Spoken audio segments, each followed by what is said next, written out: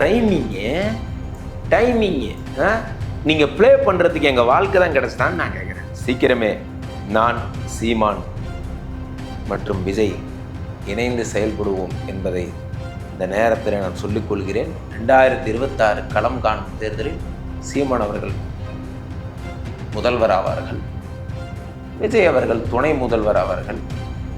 Maybe வாய்ப்பு இருந்தால் நான் இணை முதல்வர் ஆவேன். ஜோதிடர் பணியில் வந்து ரொம்ப பிஸியாகவே இருப்பீங்க. இப்போ என்ன அரசியல் தொழில் ஸ்டஃப் இருக்குது, பண்ணுறேன், அவ்வளோதான். ஆனால் ஏதோ ஒரு விதத்தில் உங்களுக்கு வருது, ஃபண்டு வருது. ஃபண்டு வரல, ஏழை மக்களிடம் பிச்சை எடுத்து அந்த காசை வச்சு இதெல்லாம் பண்ண. எனக்கு காமெடி, எனக்கு ஏதாவது மைண்ட் அப்செட்னு வச்சுங்க, எச் ராஜா வீடியோ தான் பார்ப்பேன். எங்கே சார் அவர் வந்து நான் இறங்கி வேட்டியை மடிச்சுக்கிறேன், நானும் ஒரு ரவுடி தான் அப்படிங்கிறாரு. நீங்கள் காமெடி. ஓ அப்படியா? எறும்புக்கு வேட்டி இருக்கா என்ன? எனக்கு தெரியல, நான் வேட்டி கட்டியிருக்கேன். உனக்கெல்லாம் யாரா பயப்படுவா? இப்போ எச் ராஜாக்கு போயிருந்தா ஒரு இப்படி பேரை தூக்கிட்டாரா? சொல்லாதீங்க, சிரிச்சிருவாங்க. இல்லை, அன்னைக்கு எச் ராஜா சொன்ன ஜோசப் தேன்னு போட்டார். ஒரு நிமிஷம் இருக்கு. மாயக்குட்டி எங்க? மாயக்குட்டி குழந்தை தூங்கிட்டு இருக்கு கூட. கூட்டம் தான் அந்த கூட்டத்தை சிரிக்க வச்சிருப்பேன். நீங்க டார்ச் அடிச்ச உடனே வேற எதுவும் கற்பனை பண்ணிக்க வேண்டாம். நான் டார்ச் அடிக்கிறத பத்தி பேசுறேன். டார்ச் அடிச்சாரு, அப்புறமா போய் சேர்ந்துட்டாரு. ஏதோ ஒரு லாரி ஏற்றிட்டு போயிடுச்சு போல. சரி, ஓகே, சந்தோஷம். பரவாயில்ல, பெரிய லாரியே ஏறிட்டாரு, அரபா லாரியில் ஏறிட்டாரு போல. சின்ன உங்களுக்கு வந்து நித்யானந்தாவோட பெரிய கண்டெய்னரே வருதா? கண்டெய்னரா? விமானம், ஹெலிகாப்டர். நான் அப்படி திங்க் பண்ணிட்டு இருக்கேன். இந்த டார்ச் அடிக்கிற பசங்களோட போய் கம்ப்ளைண்ட் பண்ணீங்க. சின்ன பசங்க ரோட்ல நின்று டார்ச் அடிச்சுட்டு இருக்கானுங்க. யார் கூட கம்பேர் பண்றீங்க? நான் ஃப்ளைட்ல ஏறி போயிட்டு இருக்கேன். என்ன பார்த்து நண்பர் விஷால் என்னடானா அவரு ஆரம்பிக்கிறாரு, என்னப்பா கட்சி ஆரம்பிக்கிறத காமெடி மாதிரி ஆக்கி விட்டுட்டு இருக்கீங்க. நாங்களாம் சீரியஸாக அரசியல் பண்ணுறவங்கப்பா. இன்னைக்கு காலைல எனக்கு போர் அடிச்சுது, ஒரு லெமன் ஜூஸ் வாங்கி குடித்தேன். இந்த லெமன் ஜூஸை ஏன் மத்தியானம் 3 மணிக்கு குடிக்கூடாதுன்னு நீங்கள் கேட்குறீங்க. ஏன் இஷ்டம், யார் வளர்ச்சி யாரும் ஒன்றும் பண்ண முடியாது. நான்லாம் வளர்ந்துட்டேன். இந்த கட்டெரும்பு கடிச்சா நசுக்கி கொண்டுருவேன், அவ்வளோதான். அண்ணன் சீமான்ட்டா நேற்று கூட பேசுகிறேன். சரி தம்பி, பண்ணு தம்பி, பார்த்துக்கலாம் தான் சொன்னார்.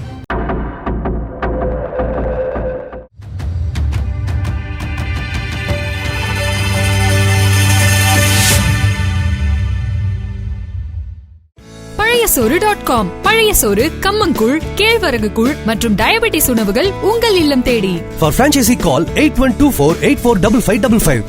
தேர்ட் ஐ தமிழ் உறவுகளுக்கு வணக்கம். இன்றைய சிறப்பு நேர்காணலில் நாம் சந்திக்க இருப்பவர் ஜோதிடர் ராம்ஜி அவர்கள். வணக்கம் சார். வணக்கம். வணக்கம். ஆதித்யாய சோமாய மங்களாய புதாய குரு சுக்கிர சனிப்பியச்ச ராகவே கேதவே நமஹ.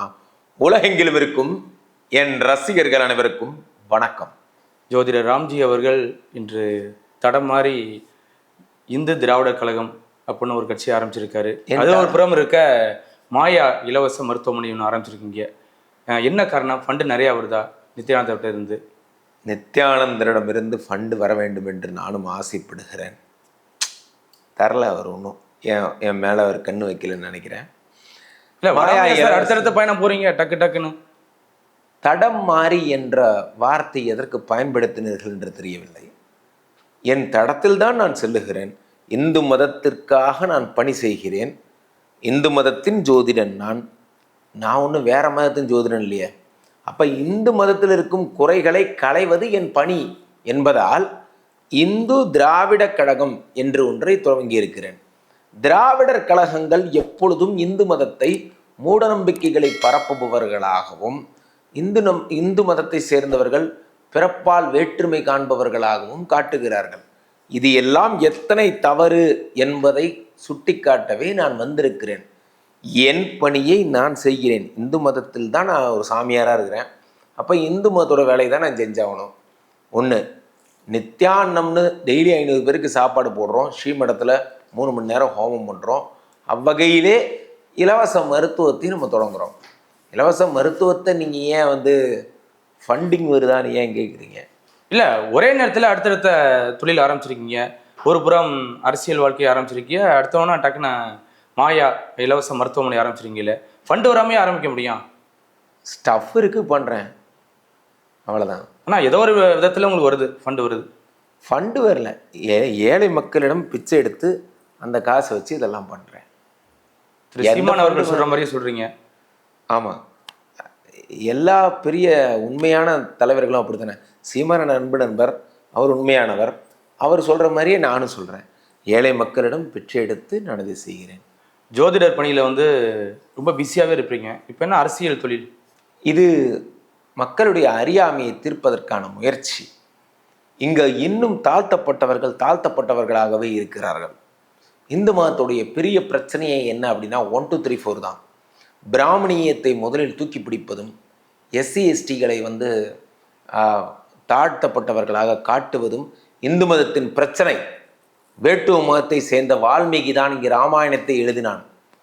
மீனவ குலத்தை சேர்ந்த வியாசர் தான் இங்கு மகாபாரதத்தை எழுதினான். ராமர் ஒரு சத்திரியர் மன்னராக இருந்தார். ஒரு யாதவ குல கிருஷ்ணர் தான் இங்கு வந்து மன்னராக இருந்தார். இந்து மதத்தில் ஜாதி என்பதே இல்லை. திருமங்கையாழ்வார், திருப்பொய்கையாழ்வார், திருமண்டிசையாழ்வார், பேயாழ்வார், பூதத்தாழ்வார் என்று 5 டாப் 5 ஆழ்வார்கள் என்று சொல்பவர்கள் அத்தனை பேரும் நீங்கள் சொல்லக்கூடிய தாழ்த்தப்பட்டவர்கள் தான். இவர்கள் எழுதிய 4000 திவ்ய பிரபந்தத்தை படிக்கும் பிராமணர்கள் உயர்ந்தவர்கள் என்றால் எழுதிய இவர்கள் தாழ்ந்தவர்களா? எனக்கு கேட்கறது இங்கே எவனுக்கும் தைரியம் கிடையாது, கட்ஸு கிடையாது. எனக்கு கட்ஸ் இருக்கு, நான் கேட்குறேன், அவ்வளோதான். அதனால இந்த திராவிட கழகம்னு ஆரம்பிச்சு. அதுனா இந்து திராவிடம். ஒரு திராவிட சிந்தனையாளர்கள் வந்து கடவுள் நம்பிக்கை இல்லாமல் இருக்காங்களா, இல்லை திராவிடர் கட்சியில் உள்ளவங்க இந்துக்களா இல்லாமல் இருக்காங்களா? அதான இங்கே வெற்றி பிம்பம். தீக்காவை சேர்ந்தவங்க மட்டும்தான் கடவுள் நம்பிக்கை இல்லாதவர்கள். அவர்கள் வந்து கி வீரமணி ஆசிரியர் அவர்களுடைய கட்சியை சேர்ந்தவர்கள், கடவுள் மறுப்பு கொள்கையாளர்கள். அவர்கள் வேறு, திராவிட கட்சிகள் வேறு. திமுகவில் இந்துக்கள் தான் அதிகம் என்று திரு ஸ்டாலின் அவர்களே சொல்லியிருக்கிறார்கள். அதிமுகவிலும் சரி, எடப்பாடி பன்னீர்செல்வம், நான் அந்த பேர் சொல்ல விரும்பலை, சரி, மதிப்புக்குரிய ஒவ்வொரு முறையும் அந்த பேர் வரும்போது ஸ்டக் ஆகிறீங்களா? என்ன காரணம்? எடப்பாடி என்னால் அவரெல்லாம் தலைவரெல்லாம் ஏற்றுக்க முடியாதுங்க. ஜெயலலிதா அவர்கள் இருந்த பொழுது இருந்த அதிமுகவை தான் நான் சொல்வேன். ஸோ ஜெயலலிதா அவர்கள் இருந்த அதிமுக அவர்கள் காலத்திலும் அவர்கள் ஈவன் சீமான் அண்ணா கூட இருந்தாலும் முருகவேலை ஏற்றுக்கொள்கிறார். அவர் வந்து பச்சை ஆடை போர்த்தி கொள்கிறார், எல்லாம் பண்ணுறார். ஸோ கடவுள் மறுப்பு கொள்கை என்பது வேறு எந்த கட்சிகளிலுமே கிடையாது, திகாவை தவிர.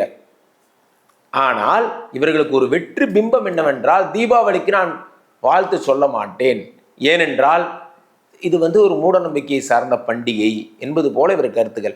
ஏன் வேறு பிற மதங்கள் எல்லாம் எந்த கருத்துக்களும் இல்லையா? ஒருத்தர் வந்தாராம், அவர் சொன்னாராம், கடல் மேல் நடந்தாராம், கடலே அமைதியாயிரு என்றாராம், கடல் அமைதியாகி விட்டதாம் என்பது போன்றெல்லாம் நூல்கள் யாரோ சொன்னாங்களா. நான் பேர் சொல்ல விரும்பல, மத கலவரத்தை தூண்ட விரும்பல. அதை நம்புவ, இதை நம்ப மாட்டேன். அது மூட நம்பிக்கை இல்லை, இது மூட நம்பிக்கை. ஏன் மற்றவர்கள் நம்பிக்கை? தீபாவளிங்கிறது இப்ப நம்மளுடைய தமிழர் பண்டிகை கிடையாதுன்னு சொல்றாங்களே, ஏன்னா அது வடநாட்டிலேருந்து வந்த பண்டிகை. அதற்கு ஏன் வாழ்த்து சொல்லணும்னு சொல்றாரு பல முறை. இப்போ எது வடநாட்டிலேருந்து வரலன்னு நினைக்கிறீங்க? கானபத்தியம் என்பது என்ன? கணபதி பாப்பா பூமியாங்கிறாங்க. கானபத்தியம் என்பது வடநாட்டிலேருந்து வந்தது தான். சரி, வடநாட்டு துர்கை தான் இங்கே வந்து கொற்றவை, வடநாட்டு விஷ்ணு தான் இங்கே திருமால், வடநாட்டு ருத்ரன் தான் இங்கே சிவன். இதில் என்ன குறைச்சல்? டிரான்ஸ்லேஷன் பண்ணி இந்த ஊரில் ஒரு பேர், இன்னொரு ஊரில் இன்னொரு பேர், இன்னொரு ஊரில் இன்னொரு பேர். கல்கத்தா காளியோட அலங்காரம் பார்த்துருக்கீங்களா? மொக்க மாதிரியே இருக்கும். ஆனால் நம்ம ஊர் காளி அலங்காரம் பார்த்துருக்கீங்கன்னா அழகாக பண்ணியிருப்பாங்க. ஒவ்வொரு ஊருக்கும் காளி காமன் தான். அவன் வழிபடுற விதம் வேற, அவன் வழிபடுற முறை வேற. உதாரணத்துக்கு சொல்கிறேன், இங்கே இருக்கிற சிவலிங்கத்துக்கு நீங்கள் பன்னீர் அபிஷேகம் பண்ணுவீங்க, வடநாட்டில் இருக்கிற சிவலிங்கத்துக்கு நீங்கள் சுடுகாட்டு சாம்பலை கரைச்சி அபிஷேகம் பண்ணுவாங்க. சுடுகாட்டு சாம்பல் நம்ம தொடக்கூட மாட்டோம், அனாச்சாரம். அதெல்லாம் ஆச்சாரமே கிடையாது, தீட்டு. ஆனால் அவங்க இடுகாட்டில் அடையும் ஈசன்னு சொல்லி அதை பண்ணுவாங்க. அது அவங்க முறை. கண்டினியூஸாக எருமாட்டை வெட்டிக்கிட்டே இருக்கிற கோயில் கூட இருக்குது, நான் பேர் சொல்ல விரும்பல. ஒவ்வொரு ஊரில் ஒவ்வொரு முறை, ஒவ்வொரு ஊரில். சரி, நம்ம ஊரில் ஸ்னேக் வந்து நாகாத்தா தானே. ஜப்பான்ல நாகாத்தாவை சூப் வச்சு குடிக்கிறான், அவனையே நாகாத்தா ஒன்றுமே பண்ணல. சீனால நாகாத்தா, அது அவனோட கல்ச்சரு. ஏன் நாகாத்தா ஏன் ஒன்றும் பண்ணல? நாகாத்தாக்கு உலகமே காமன் தானே.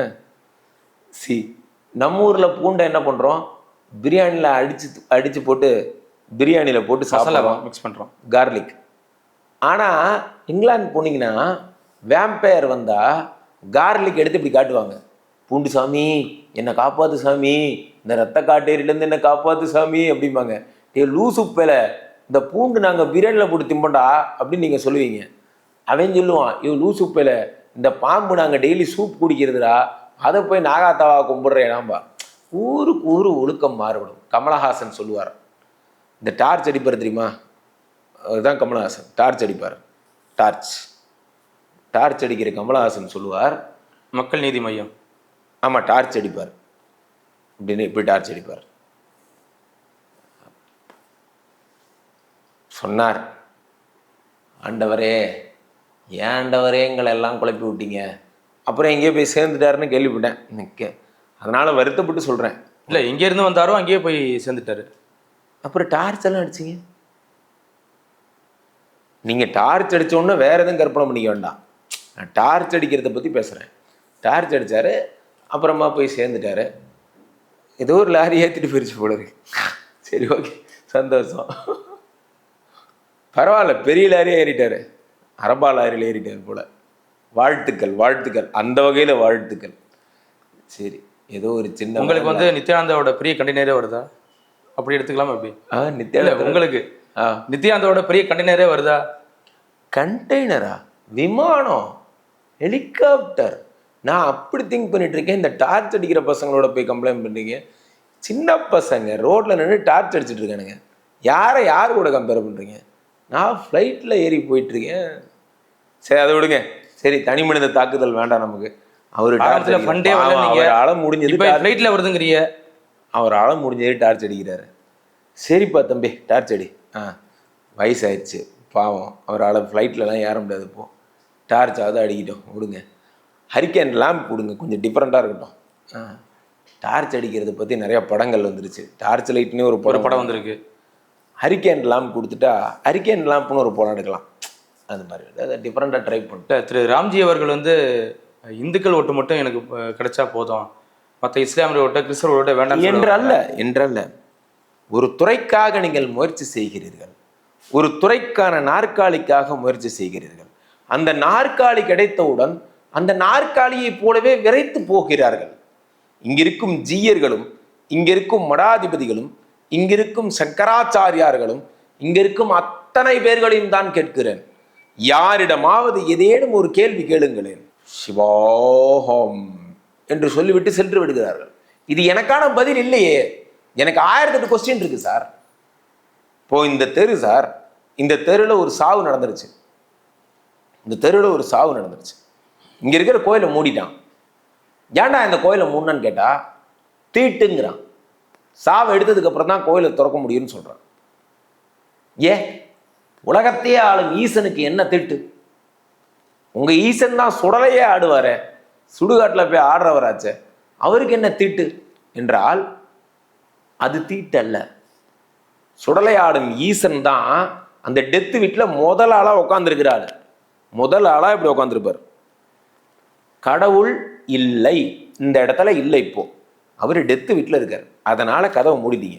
டாக்டர் இன் அவுட்னு போட்டிருப்பான் தெரியுமா, அந்த மாதிரி கடவுள் இன் அவுட்டு, கடவுள் அவுட்டு, வெளியே போயிட்டார்.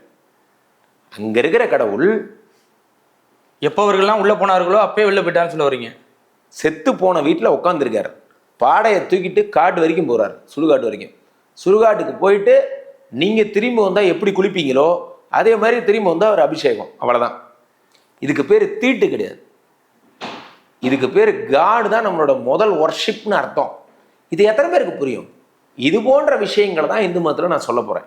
எல்லா கொஸ்டினும் அவுட் பண்ணா ஒரு ஆன்சரே இருக்காது. ஆக்சுவலாக நான் வந்து ஒரு யூடியூப் ஓப்பன் பண்ண போறேன், அவ்வளோதான். இது ஒரு டிஜிட்டல் கழகம். அந்த யூடியூப் பேரு இந்து திராவிட கழகம். இதுல பறையர்களின் பங்களிப்பு என்ன, பறையர்களை நாம் ஏன் இப்படி பண்றோம், நம்ம பண்ற டிஸ்கிரிமினேஷன் என்ன தப்பு, நம்ம சைடு வீக்னஸ் என்ன, நம்ம சைடு புரியாதது என்ன, புரிந்தது என்ன, எல்லாம் நான் பேச போறேன். அதை பார்க்குற மக்கள் அதை விரும்பி அதுக்கு கீழே இருக்கிற ஒரு லிங்கை கிளிக் பண்ணி வெப்சைட்டில் என்னுடைய வாட்ஸ்அப் குரூப்பில் ஆட்டோமேட்டிக்காக அவங்க வந்து கட்சி தொண்டர்களாக இணைவாங்க. இந்த மாதிரி தொண்டராக இணைய 2026க்குள்ளே ஒரு 500 வாட்ஸ்அப் குரூப்பாவது நான் உருவாக்கிடுவேன். அந்த டிஜிட்டல் டீம் ஒவ்வொருத்தர்கிட்டையும் இந்து மதத்தில் இருக்கிற டிஸ்கிரிமினேஷனை, இதெல்லாம் ப்ராப்ளம் கிடையாது, ஆக்சுவலாக சொல்ல வந்தது வேற, நம்ம புரிஞ்சுக்கிட்டது வேற, சொல்ல வந்தது வேற, நம்ம புரிஞ்சுக்கிட்டது வேற. ஆணி மூலம் அரசாளும், ஆணி மாதம் மூல நட்சத்திரத்தில் பிறந்தவர்கள் அரசாழ்வார்கள்னு சொன்னதை எவனோ ஒருத்தன் ஆண் மூலம் அரசாளும்னா, பின்னாடி வந்த ஒரு வீணா போன ஒருத்தன் பெண் மூலம் நிர்மூலம்டான். நீங்க கவிதை எழுதி விளையாடுறதுக்கு எங்க வாழ்க்கை தான் கிடைச்சதா? பெண் மூலத்தை சேர்ந்தவர்கள், மூல நட்சத்திரத்தை பிறந்த பெண்களை ஒருத்தர் கூட கல்யாணம் ஆக மாட்டேங்குது. முட்டாப்பட ஆண் மூலம் அரசாளும்னு சொன்னது ஒரு தப்புனா, பெண் மூலம் நிர்மூலம்ங்கிறது எவ்வளவு தப்பு? மகத்தில் பிறந்தவர் ஜகத்தை ஆழ்வார், கேட்டையில் பிறந்தவர் கோட்டை ஆழ்வார், பரணியில் பிறந்தவர் தரணி ஆழ்வார். ராஜாவா ராஜா? தரணின்னா என்ன, ஜகன்னா என்ன? எல்லாம் உலகம் தானே. இப்போ உலகத்தை எத்தனை பேர் தான் ஆழ்வான்? ரைமிங்கு, டைமிங்கு, நீங்க பிளே பண்றதுக்கு எங்க வாழ்க்கை தான் கிடைச்சதான்னு நான் கேட்குறேன். பூராடம் நூலாடாது. ஓ டா டா டா விளாடுறீங்க. இந்த விளாட்டெல்லாம் அப்படியே நிறுத்திக்கணும், அப்படியே ஓடி போயிரு. கடவுள் ஒருவரே. கடவுள் சொல்வது மனிதர்களுடைய பண்பை மட்டும்தான். சாதியோ மதமோ இனமோ மொழியோ எதுவுமே கடவுளுக்கு தெரியாது. If you are good at it then you are be praised. Then அவ்வளோதான் கடவுளோட லா. நீங்கள் நல்லவராக இருந்தால் உங்களுக்கு நல்லது தான் நடக்கும். சிம்பிள் கடவுளோட பாலிசி. இல்லை, திரு ராம்ஜி அவர்கள் இந்து திராவிடர் கழகம்னு ஆரம்பிச்சுட்டு இங்கிட்டு ஒரு புறம் சீமான் அவர்களுக்கும் திராவிடர் கொள்கை பிடிக்காது, இங்கிட்டு ஒரு புறம் விஜய் அவர்களுக்கும் திராவிடர்னா பிடிக்காது. நீங்கள் வந்து அப்படி சொல்லலையே. இல்லை, தமிழக வெற்றி கழகம்ங்கிறது என்ன? தமிழக திராவிடர் கழகம்னு வச்சிருக்கலாம், தமிழக வெற்றி கழகம்னு வச்சிருக்காரு. அப்படின்னா என்ன? எனக்கு திராவிடங்கிறது பிடிக்காதுன்னு அர்த்தம். அவர் வெற்றி பெறணும்னு நினச்சி வெற்றி கழகம்னு வச்சிருக்காரு. வெற்றி பெறணும்னு நினச்சி வெற்றி கழகம்னு வச்சிருக்காரு, அவ்வளோதான். திராவிடம் பிடிக்காதுன்னு அவர் சொல்லலை, தமிழகம் பிடிக்கணும் அவர் சொல்லலை, எது பிடிக்காதுன்னு அவர் சொல்லலை. அவர் இன்னும் அவர் கொள்கை நிலைப்பாடும் சொல்லலை, அவர் அரசியல் கொள்கையும் ஒன்றும் சொல்லலை. இருந்தாலும் எனக்கு விஜயை பிடிக்கும். ஏனென்றால் 130 எந்த கொள்கையுமே சொல்லாத திரு விஜய் அவர்களிடம் கூடிய விரைவில் வந்து இந்த திராவிடர் கழகம் வந்து போய் சேரப்போகுது அப்படின்னு உங்க மெசேஜ் பார்த்தேன். ஆமாம், சீக்கிரமே நான், சீமான் மற்றும் விஜய் இணைந்து செயல்படுவோம் என்பதை இந்த நேரத்தில் நான் சொல்லிக்கொள்கிறேன். இது என்னுடைய ஆசை. நான் கேட்டால் அண்ணன் என்ன சேர்த்துக்க போகிறாரு, அது வேற விஷயம். இல்லை, அதுக்கு நீங்கள் டேரெக்டாக போய் சேர்ந்துருக்கலாமே விஜய்கிட்ட. எனக்கு ஒரு பொறுப்பு கொடுங்க, நான் உங்கள் கட்சியில் சேர்ந்துக்கிறேன்னா. அதுக்கு நீங்கள் ஒரு கட்சியை ஆரம்பிச்சு அதுக்கப்புறம் போய் உங்கள் கட்சியை போய் அதில் இணைக்கிறது வந்து எதற்கு இந்த இது? அதான முறை. அவருக்கு நம்ம ஏதாவது பதிலுக்கு செய்யணும்ல. எங்கிட்ட இந்த மாதிரி ஒரு டிஜிட்டல் டீம் இருக்குது, 500 குரூப் இருக்குது, இதில் உங்களை ப்ரமோஷனோட பலத்தை காட்டணும்னு வெயிட் பண்ணுறீங்களா? அப்படி பலத்தோடு தானே சேரும். நீங்கள் போய் இப்போ எங்கிட்ட வந்து சேருங்கன்னா எப்படி சேருவீங்க? என் அளவுக்கு உயர்ந்துட்டு அப்புறம் சேருவீங்க. ஒரு கெத்துன்னு இருக்கா இல்லையா? இப்போ நீங்களே சொன்னீங்க விஜய் அவர்கள் என்ன கொள்கை வச்சிருக்காரு, என்ன கோட்பாடு வச்சிருக்காருன்னு தெரியல அப்படின்னு சொல்கிறீங்க. இதெல்லாம் தெரியாமல் எப்படி நீங்கள் போய் அவரோட இணைய போகிறேன் அப்படின்னு சொல்கிறீங்களே? அவருடைய புகழ் எனக்கு பிடிக்கும். 130 கோடி ரூபா சம்பளத்தை விட்டுட்டு மக்கள் பணிக்காக வந்த அவருடைய உயர்ந்த குணத்தை நான் நேசிக்கிறேன். அவருடன் சேர்ந்து பணியாற்ற விரும்புகிறேன். ஆனால் காட்டிற்கு யானை அவர் என்றால், அதாவது சினிமா துறையில் யானை அவர் என்றால், சோதிடத்துறையில் யானை நான். யானையும் நட்பு கொள்வது சகஜம்தானே. இன்னும் கொஞ்சம் அழகாக சொன்னால் கூட, புலிகளும் தான் சேரும், புலிகளும் பூனைகளும் எப்படி நட்பாகும்.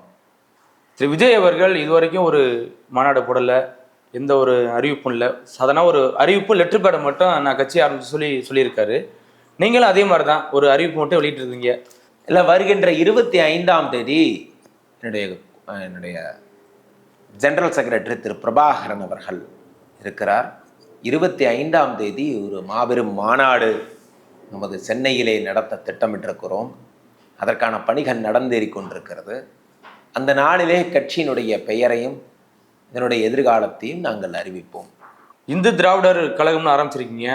ஒருவேளை நீங்கள் சொன்ன உங்கள் கொள்கை இருக்குல்ல, இப்போ இந்து திராவிடர் கழகத்தில் எங்களுக்கு கொள்கை இருக்குது, நான் இதை எதிர்க்க தான் நான் வந்திருக்கேன் அப்படின்னு சொல்கிறீங்க.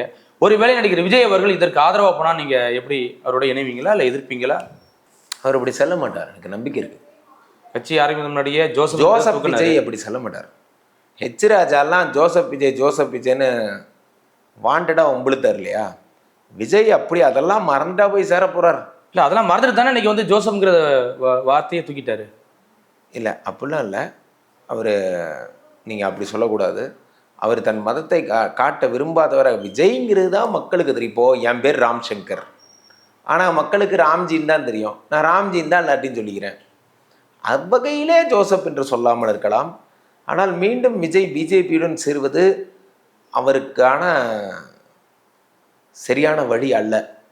நம்ம காரைக்குடிக்காரர் ஹெச் ராஜா ஒரு காலத்திலே மிர்சல் படம் வந்தபோது இப்படி தான் ஜோசப் விஜய் என்று மதக்கலவரத்தை உண்டு செய்தார். அவர் பல மத கலவரங்களை உண்டு பண்ணியிருக்கார். இப்படி தான் வைரமுத்துட்டு போயிட்டு தேவதாசின்னு சொன்னதுக்கு வம்புழுத்தார். அவர் நம்ம தலைமை வம்புழுக்காத இடமே கிடையாது, ஒரு இடம் கூட கிடையாது. பொது சாரணர் தேர்வில் ஏதோ தோல்வி பெற்றதா கேள்விப்பட்டேன். சாரணர் தேர்தலில் பதவி இல்லாமல் இருக்கார் போல இருக்கு.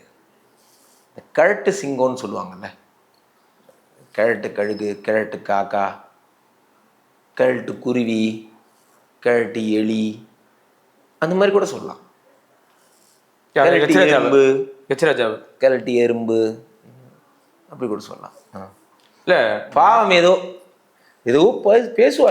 பேசுவார். எனக்கு காமெடி, எனக்கு ஏதாவது மைண்ட் அப்செட்னு வச்சுங்க, ஹெச் ராஜா வீடியோ தான் பார்ப்பேன். எங்கே சார் அவர் வந்து நான் இறங்கி வேட்டியை மடிச்சுக்கிறேன், நானும் ஒரு ரவுடி தான் அப்படிங்கிறாரு. நீங்கள் காமெடி. ஓ அப்படியா? எறும்புக்கு வேட்டி இருக்கா என்ன? எனக்கு தெரியல. நான் வேட்டி கட்டியிருக்கேன், எறும்பெல்லாம் வேட்டி கட்டுமான்னு தெரில. ஆயிடணும், நான் எறும்பாக தான் பார்க்குறேன். இல்லை, அந்த கேள்விக்கு நான் பதிலே சொல்லலையே. ஏன்னா ஆரம்ப கட்டத்தில் வந்து ஜோசப் விஜய்னால எல்லாத்தையும் சைன் பண்ணியிருக்காரு. ஆனால் அந்த கட்சியை ஆரம்பிக்கும் போது மட்டும் பிஜேபிக்காரங்க கமான்னு கூப்பிடுறாங்கல்ல. உனக்கு வெக்கமே இல்லையாடா? நான் பொதுவாக கேட்குறேன், நான் யாரை கேட்குறேன்னா சொல்ல, உனக்கு வெக்கமே இல்லை? பொதுவாக கேட்குறேன், நான் யாரை பார்த்து கேட்குறேன்னா இல்லை. இப்போ பிஜேபி பயந்தானே ஜோசப்ங்கிற வார்த்தையை தூக்கியிருக்காரு, அப்படித்தானே எடுத்துக்கணும். ஓஹோ, பயந்து தூக்கிட்டாரு. அப்போ ராம்சங்கருங்கிற பேரை நான் ராம்ஜின்னு மாற்றினது ஊருக்கு பயந்தான் மாற்றிட்டேன். என்னங்க பேச்சு பேசுகிறீங்க? என் பொண்டாட்டிக்கு இன்னைக்கு பொட்டு வைக்க பிடிக்கும், நாளைக்கு பொட்டு வைக்க பிடிக்காது. ஒரு நாள் மாடர்ன் ட்ரெஸ். அப்போ பிஜேபிக்கு வந்து இந்த வார்த்தை பிடிக்காது, அதனால தூக்கிட்டான்னு. ஒரு நாள் மாடர்ன் ட்ரெஸ் போடுவா, ஒரு நாள் கிளாசிக்கல் ட்ரெஸ் போடுவா. அன்னைக்கு என்ன மாதிரியே பாருங்க, இந்த மாதிரி நல்லா பட்டு புடவெல்லாம் வச்சு பொட்டெல்லாம் வச்சுட்டு வருவா. ஒரு நாள் சிக்கன் குட்டியாக ஒரு பொட்டு வச்சுட்டு வருவா. ஓஹோ, சமுதாயத்துக்கு பயந்து தான் குட்டி பொட்டு வச்சுட்டியானா?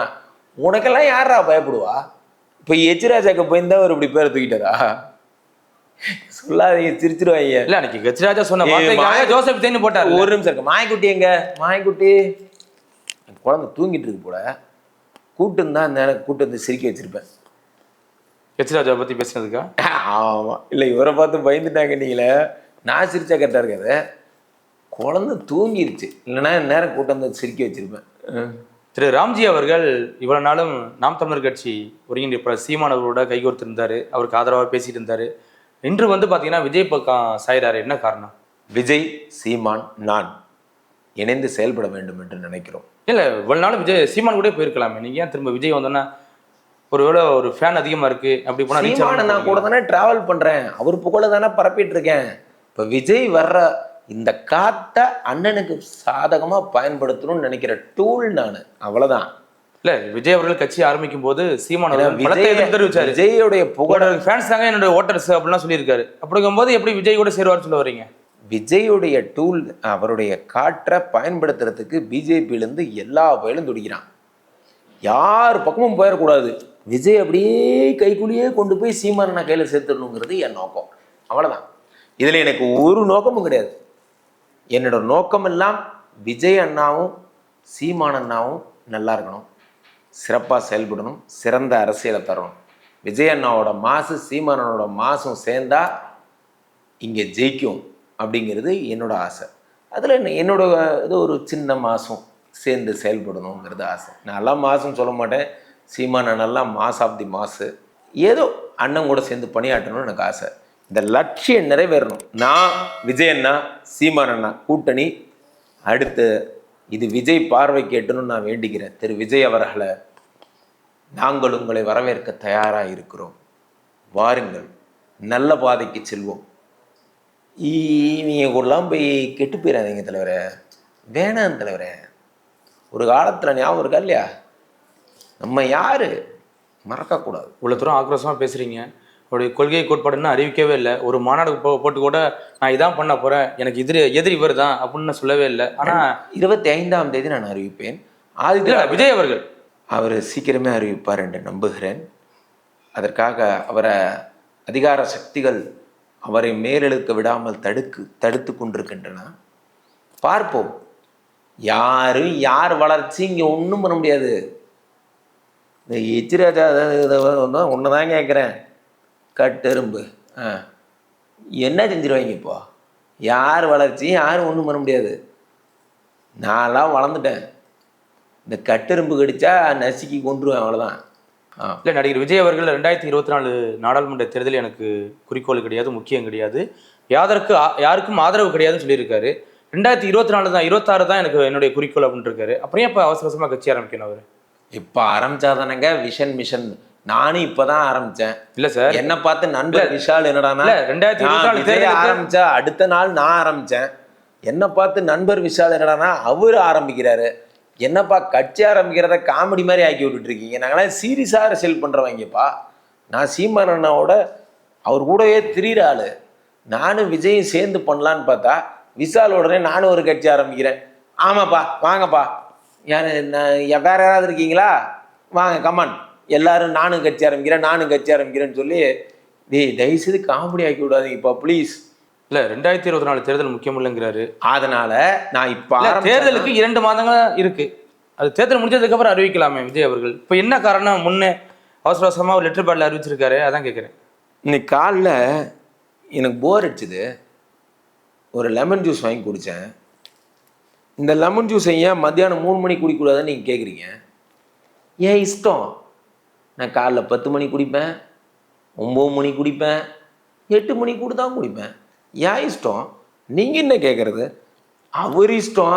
அவர் இப்போ அனௌன்ஸ் பண்ணுவார், அப்புறம் அனௌன்ஸ் பண்ணுவார், இன்னொரு 24 வருஷம் கழிச்சு அனௌன்ஸ் பண்ணுவார். அவர் இஷ்டம்.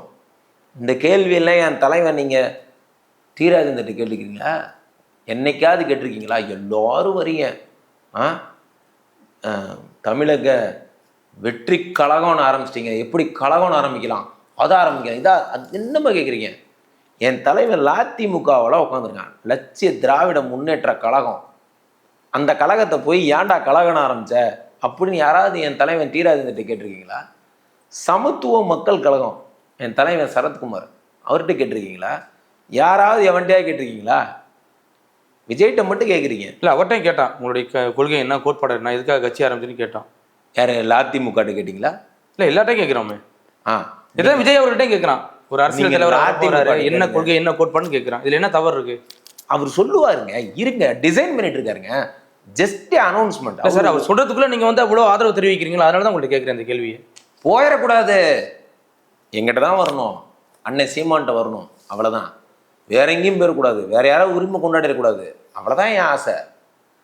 நான் சீமான் விஜய் இந்த கூட்டணி தொடரும், இது உறுதி. அண்ணன் சீமான்ட்ட நேற்று கூட பேசினேன். சரி தம்பி, பண்ணு தம்பி, பார்த்துக்கலான்னு தான் சொன்னார். இங்கே வந்து ஒன்று புரிஞ்சுங்க, தேர்தல் கூட்டணி என்பது வேறு, நிரந்தர கூட்டணி என்பது வேறு. 2024 அண்ணன் சீமான் அவர்கள் அழகாக டிசைன் பண்ணியிருக்கார். அதுக்குள்ளே நானும் போக போகிறதில்ல, விஜயும் போக போகிறதில்ல. 2026 நான் கண்டிப்பாக ஒரு முக்கியமான ஃபேக்டராக சீமானனுடைய புகழை பரப்பக்கூடிய ஒரு ஆளாக இருப்பேன். விஜய் அண்ணாவும் அதே மாதிரி இருப்பாங்க. 2026 களம் காணும் தேர்தலில் சீமான் அவர்கள் முதல்வர் ஆவார்கள், விஜய் அவர்கள் துணை முதல்வர் ஆவார்கள். மேபி வாய்ப்பு இருந்தால் நான் இணை முதல்வர் ஆவேன், பார்ப்போம். இப்போ 15 ஆண்டுகளாக கட்சி ஆரம்பித்து தனித்துவமாக போட்டிக்கிட்டு அவர் வந்து துணை முதல்வராக தான் ஆக்குவீங்களா சீமான் அவர்களை? அவர் தான் முதல்வர், விஜய் துணை முதல்வர், நான் தான் இணை முதல்வர். தொடர்ச்சியாக சந்திப்போம் சார். மிக்க நன்றி. நன்றி.